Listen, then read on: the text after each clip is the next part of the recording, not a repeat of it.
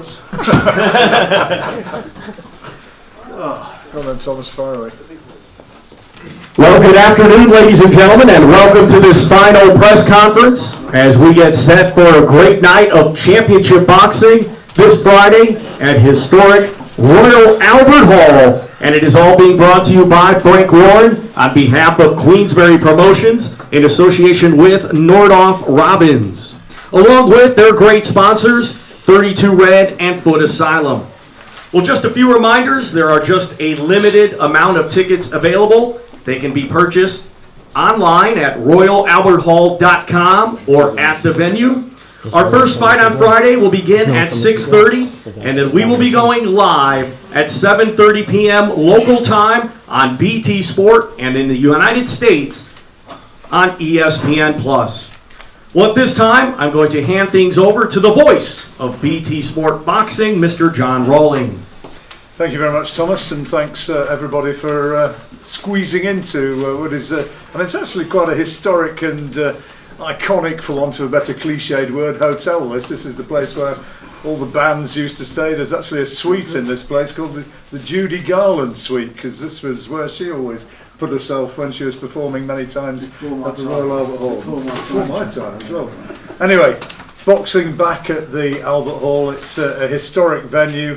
Well, Frank will tell you just how much so, but I think it's brilliant that it's back, because I think it's one of the very best venues for boxing in the UK. Frank. Well, it is. Good afternoon, ladies and gentlemen. Thanks for joining us. It is actually, I think, the oldest active boxing venue in the UK. I think there's nowhere older than this where fights take place. So it's a very historical place as far as boxing is concerned. I was just talking to somebody upstairs, Ron, and he was telling me I think it was nearly 100 years ago that the first welterweight British welterweight championship took place. So it's quite unique that we've got a welterweight title fight on the show. So I'm looking forward to it. But it is a fantastic venue, as you all know. There isn't a bad seat in the house. We've only got about 300 odd tickets left, so we expect a really good atmosphere for some really good fights that are on the card. And some of the great fighters of years gone by have appeared here. Back in the 70s, Muhammed Ali did one or two exhibitions here, going way back into the mists of time. Georges Carpentier, he fought here, and huge names. Lloyd Honeyghan fought a world title fight here, and many others. Nassim Hamid fought here. Frank Bruno. Everybody's fought at the Albert Hall. They were the two main venues in London, well, probably in the country at the time. Royal Albert Hall and Wembley. Now, so far as this show's concerned, some cracking fights. A couple of British title fights. Daniel Dubois, our hot heavyweight prospect, and Anthony Yarde topping the bill with Travis here looking to upset the apple cart. He certainly is. Travis, I know, is again, he doesn't come over to make up the numbers. He's well respected. He's a tough opponent. Probably, I think, Anthony's the toughest opponent as yet. But I've got faith in Anthony. I think he's the real deal. And this is the fight that he needs. He needs to look good in this fight. He needs to make a statement. And I was talking to Tunde, his manager and trainer, before, and we both feel that after this, he's ready to go. He's got to get through it though. It's going to be no walk in the park, and I think that Travis will get the best out of him. Well, all the guys are here. Let's start from the outside and work in. First of all, we've got British middleweight title fights and a first defence for Liam Williams against Joe Mullender. Liam looked tremendous last time out. Joe, never in a dull fight. Tough guy. What do you reckon to this one, Frank? Well, it's back to what you just said. It is. Oh, sorry. Frank, you asked him. Or Liam? No, I'm asking you. What do I think? I think it's going to be an intriguing fight. Joe said himself, I think he said his wife or his mum's got a better jab than him. He comes to fight. You know how he is. He likes to stand in the trenches. He's going to try and drag Liam into that type of fight. And Liam is, he's a good boxer. He's been exceptional. He's been at top flight. So I just feel that we're going to get one thing you're going to get from Joe Mullender is absolutely 100% commitment, as you will get from Liam. But he's got to get him into the trenches, and that's going to be that's going to be the telling or the deciding factor in this fight. Well, let's start with Liam then. I saw a quote from you saying that he's done my head in. I'm getting Start fed with up Joe, with I'm a champion, and he can go first. Okay, fair enough. We'll start with Joe then. He's saying that you've done his head in, that you've got to him, irritated him. What do you reckon?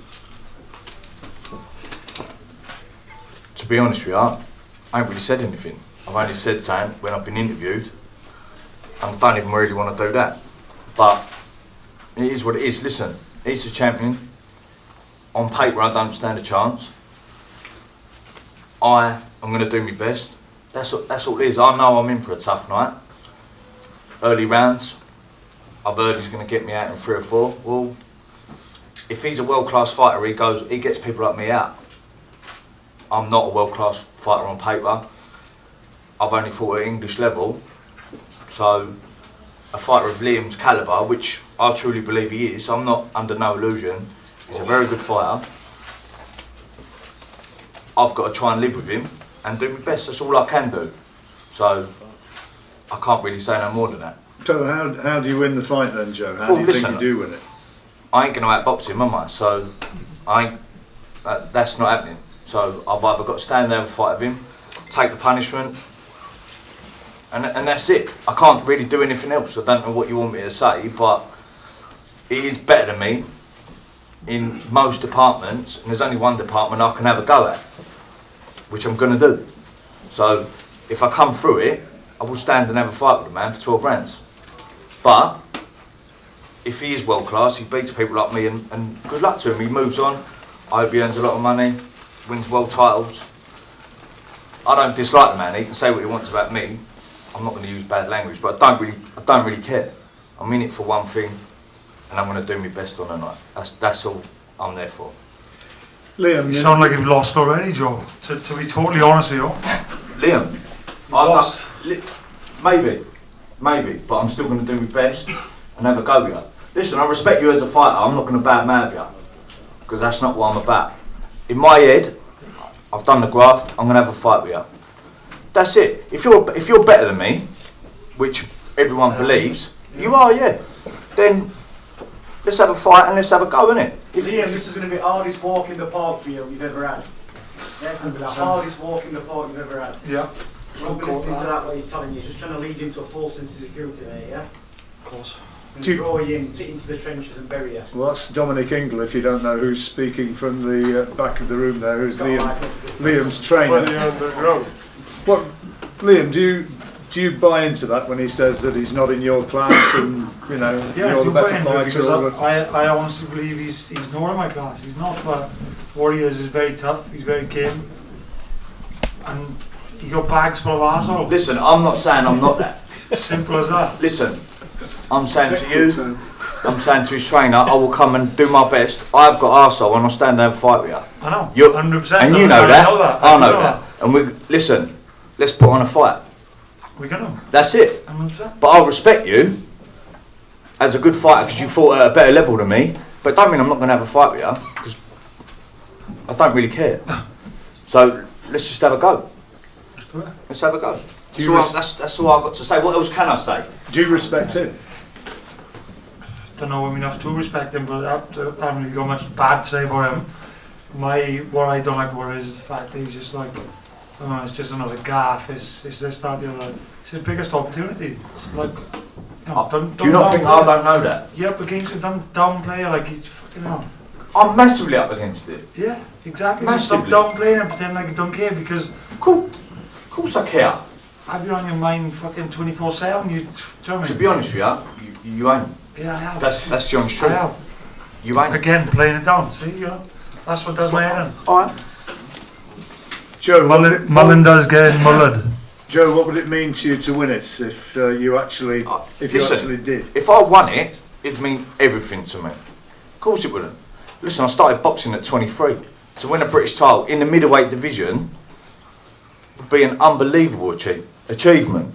So listen, I'm going to give it everything I've got to win. I'm not coming to lose, but I do know I'm in with a world-class fighter who's going on at world titles if he wins. So I weren't. My goal was to win a British title, and I intend to win. Do you expect to stop him, Liam? Yeah, 100%. Quick?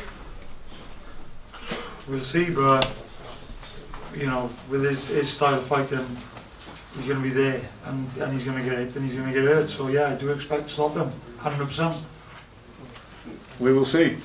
Yeah, we will.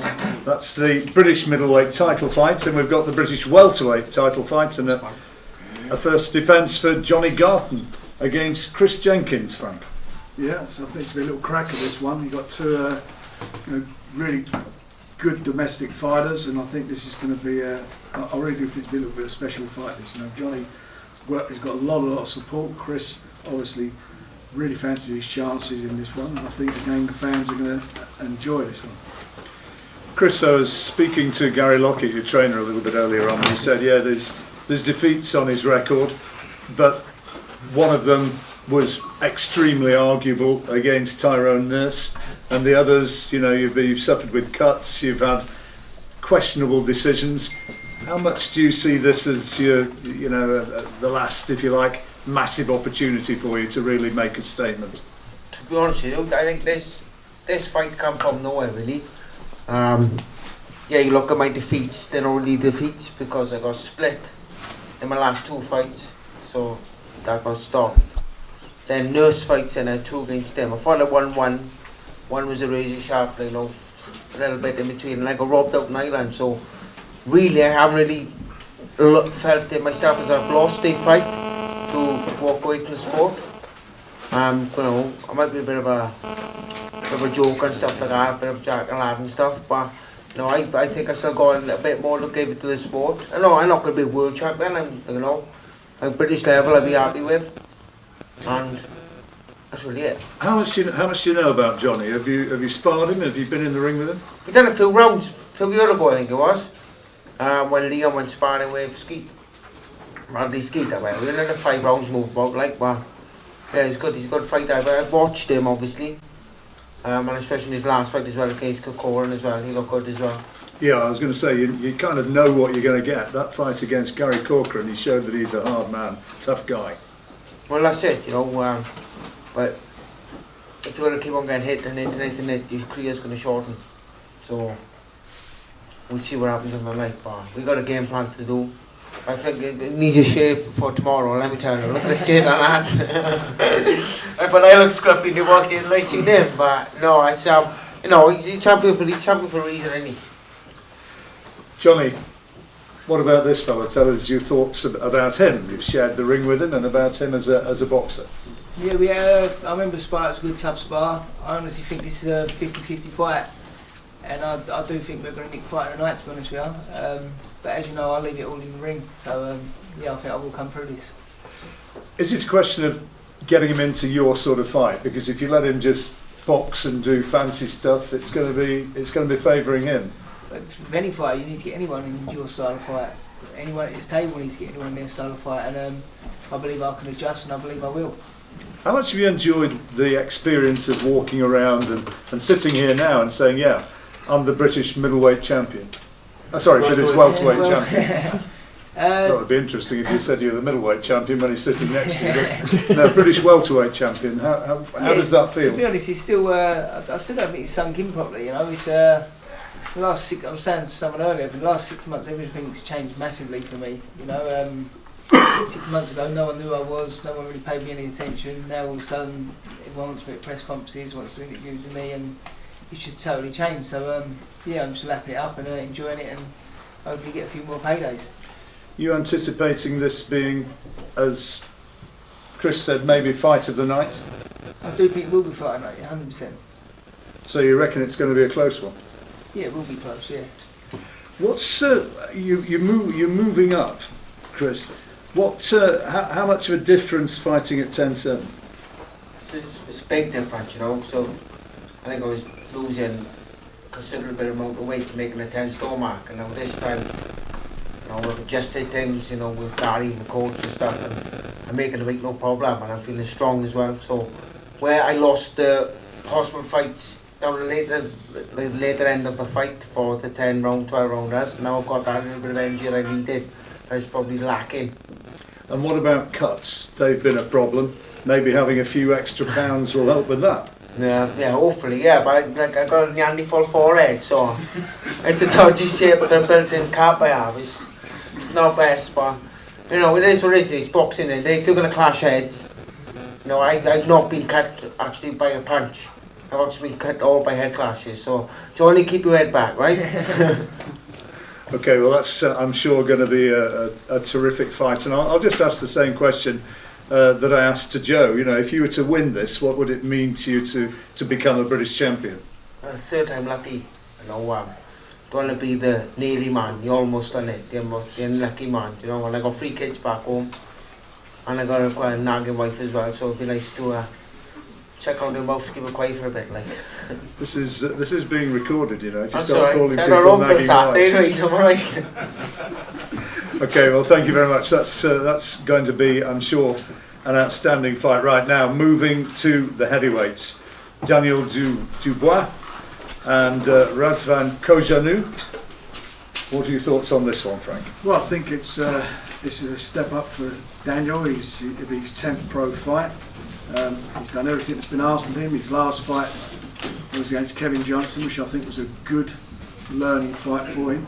This is a step up for him, and he fought over here, was it a couple of months ago against Nathan Gorman. Nathan Gorman, yeah. So you've got a yardstick to look at as far as performances go.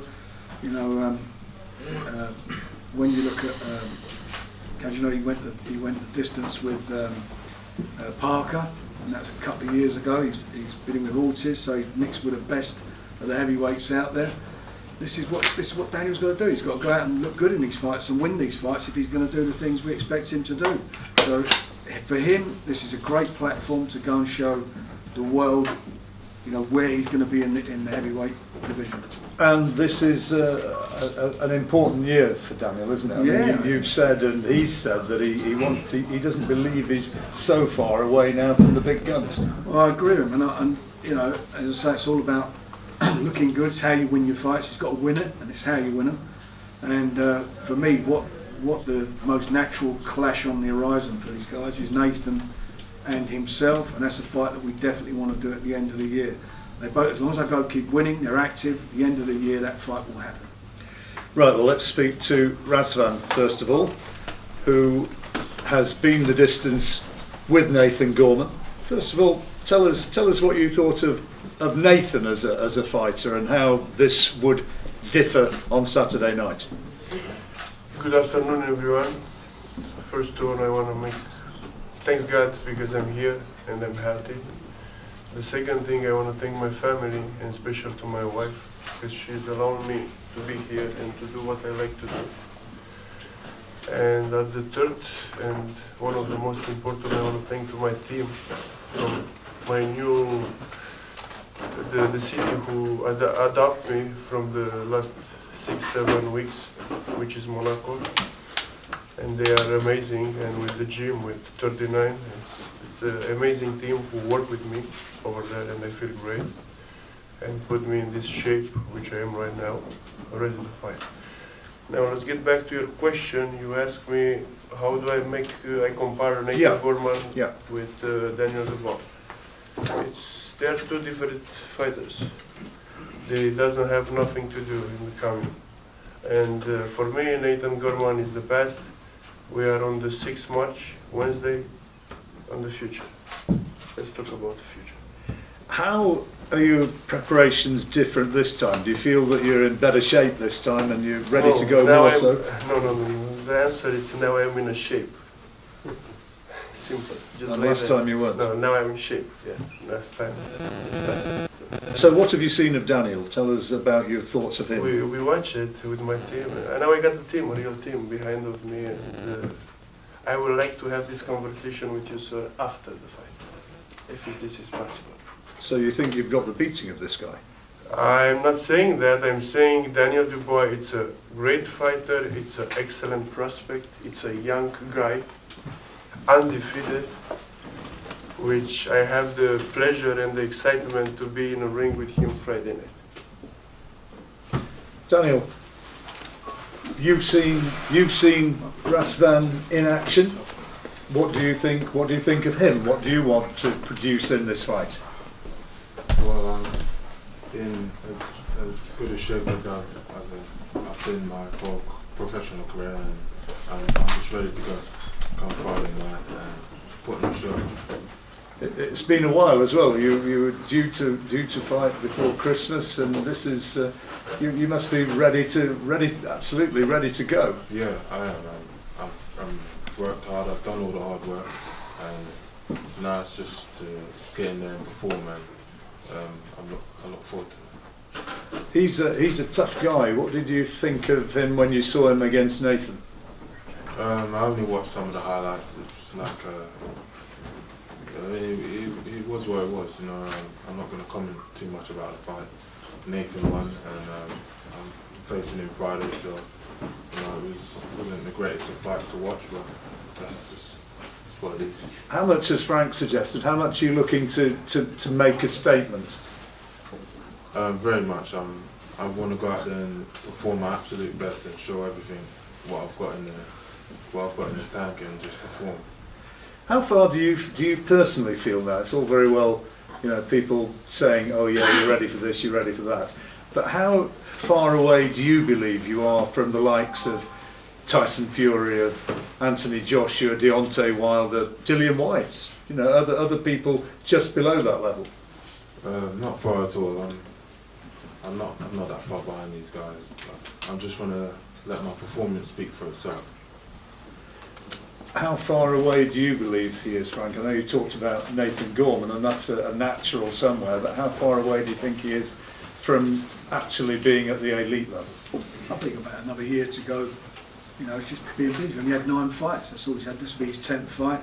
We're working hard to get him, you know, both of them, just to get him at least another 5 fights by the end of the year. It's all about experience. Experience, being in the gym, learning, getting out there fighting. That's what you need. That's what you need to get to elite level, to be able to cope with it when you get to elite level. I think he can do that.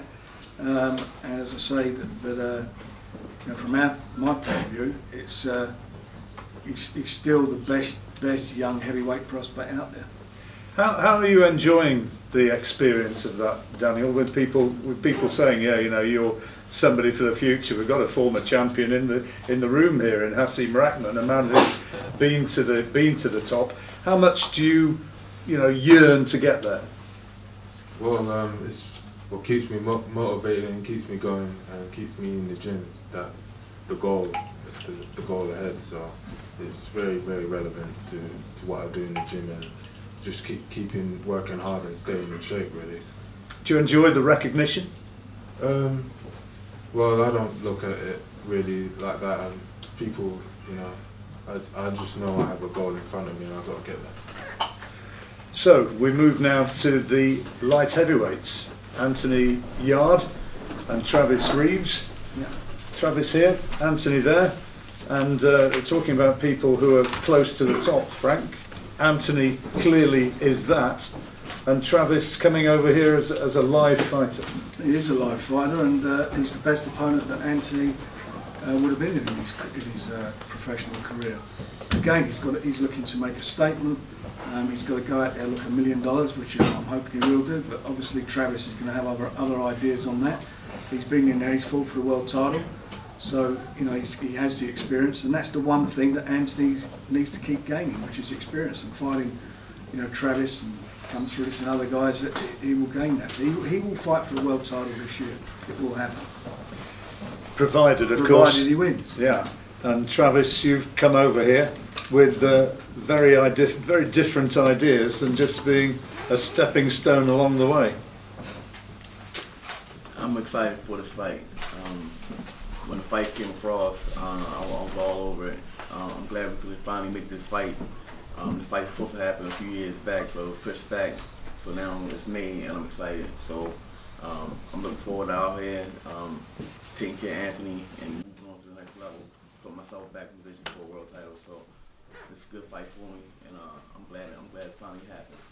Tell us a little bit about yourself, because many people here will be hearing from you for the first time. From Baltimore, tell us about how you got into boxing in the first place and a bit about your background. Well, pretty much, how I got here. I'm the best fighter in the United States. After I beat Anthony Yarde, I'm the best fighter in Europe. And I built myself after I beat whoever got the world title. I'll be the best fighter in the world. So right now, I just fought my way to the top. Started from the bottom, fought my way all the way to the top. So nothing's going to change. Like I said, this fight put me in a position to fight for the world title, and I'm here for it. How did you get into boxing? This fight basically chose me. You know what I mean? I was a street fighter. My older brother took me to the gym, started training and stuff like that. Vernon Mason picked me up at a young age, and then we just grew. The relationship just grew. You know what I mean? Like I said, I grew up in the gym watching Hassan train, and you know, the guy was always like a mentor. And so this has always been in me. Boxing has always been in me, pretty much. And you were telling me earlier, Travis, that boxing really is very much your life. You know, it's what we call over here. You're a bit of a gym rat. You know, that's your life. You are boxing, and that's everything for you. Absolutely. Now, tell us a little bit as well about Hassim, because when he was at the top, what are we talking about, 2001, you were a young man. How much did you admire him as a guy in Baltimore? I was excited to actually see Hassim as a young kid and actually see him fight for a world title. It was amazing. And actually see him stretch Hassim Rodman out, Lennox Lewis out on national TV. It was just like, okay, now I'm next. So actually seeing these guys grow up and how they was when they was younger, you know, just like they was different back then, you know, different from regular guys. Can you remember what it felt like and what you guys in Baltimore were thinking when you saw Hassim over in South Africa knock out Lennox Lewis? Man, I remember the first few rounds, it was close. It was going back and forth. And then I remember after Hassim started touching him and he caught him with that right hand, it was just crazy. It was just crazy. Like, it was like, and I remember how he felt and how he looked. And now he's the champ, you know what I mean? So it was just good for the United States, good for the country, you know what I mean? Good for boxing. You know what I mean? Like, this fight is good for boxing. Everybody wants to see this fight in America. I think the whole world, everybody wants to see me and we see Yarde fight, so it's a good fight for the whole world. This is a fight the whole world will be watching. And now Hassim helps in your preparations when you train in Las Vegas. He's the guy with you by your side. Absolutely. And what do you get from him? Hassim, you know, you get a lot from my son. You get, like I said, experience. You get knowledge. You get, you know, things that he's been through that you don't got to go through because he's been through it already. You know what I mean? That type of experience and knowledge, not the type of knowledge from an amateur fighter who turned to a trainer and now he's a coach or something like that, trying to guide you through the ropes. When you get from Hassim is something different. You know, you get those words that you don't know yet, but once you go through it, you remember. Talk to him, champ. You know what I mean? That's what you get from Hassim. You get something a little bit different. What do you know about Anthony? Because he's been pretty much smashing everybody in front of him so far. I'm excited for this fight. Like I said, I don't know really too much about him. When his name came across my desk a few years back, like I said, I don't pick and choose who I fight. I just run through everybody. So when Shabazz brought his name to my attention, I said, all right, let's go ahead, sign a contract, let's get it on. So he said the fight didn't go through, so I kept it moving, worried about our next opponent. So now we back worried about Yarde, and like I said, he's a strong guy, so I'm looking forward to see what he's going to bring on fight night. And we're going to bring his A game, bring mine, and we're going to see how it's going to happen. So like I said, he's a good fighter, and I'm excited to see his style and everything. So we're gonna see fight night, what he brings. Like all that stuff on film, video, you know what I mean? That doesn't do nothing for me. I leave that to my team to monitor and watch. You know what I mean? I perform. I'm the general on the field. Anthony, you've heard what he has to say about how much it would mean to him to beat you and to move on towards a title fight. How tough a fight are you anticipating? I mean, he's only lost, I think, one of his last 17. Thanks for everyone for coming, all the media, everyone in attendance, you know. What I know of my opponent, as he just said, I'm not one to really watch tapes. I go out there and do my job. People know what I bring to the table, heavy hitter. good defense, still gaining experience, explosive, and always looking to put on the show. Everything you just said just now, that's the knowledge I'm getting. But I'm learning same way everyone else is learning now. I'm learning now as well, just from what he's saying. Found out just now he's from Baltimore. The legend, Ramon, Black Man. And yeah, I'm learning on the job as well. And this, for you, 2019, has to be a big year. Almost different. From last year I said it. 2019, again we're up in the pace and keep putting on good performances. I'm just looking forward to it. Is there any sense, any danger that you take your eye off this fella and that people will be saying, well, you know, maybe Sergei Kovalev before the year's out? Is there any way that you take your eye off the ball? Listen, you haven't heard me mention Kovalev's name. No, that's me. I focus on one thing at a time, and Kovalev not being put in front of me in a couple of days. I haven't focused on him. I don't care about Kovalev right now. Travis Reeves is the name that's on the table, so that's what I want to go in there and have to take care of. Again, he said he's going to bring his A game. I always bring my A game, and it's turn up, show up, blow up. You've had a look out there at the arena at the Royal Albert Hall, and you're aware, I'm sure, of a lot of the huge names who've been there and the history involved in it. You wouldn't be human if there wasn't a little bit of sort of thinking, yeah, this is a bit special when you go out there. You know what? Again, I have not been to the venue. You've not looked at it? I've heard about it. I know it's a very prestige, a very classic venue. But I'm just gonna go in on the nights. We could be fighting in here. It don't matter. It's just it's a boxing ring. Obviously, it's always a privilege to fight somewhere that's got historic meaning behind it. But again, it's still fighting that. It's still going to be televised. Still going to be in a boxing ring, and you still need the results. When you get to this stage, 2 days before, how edgy do you start to feel? Lions in the camp. That's how I start to feel.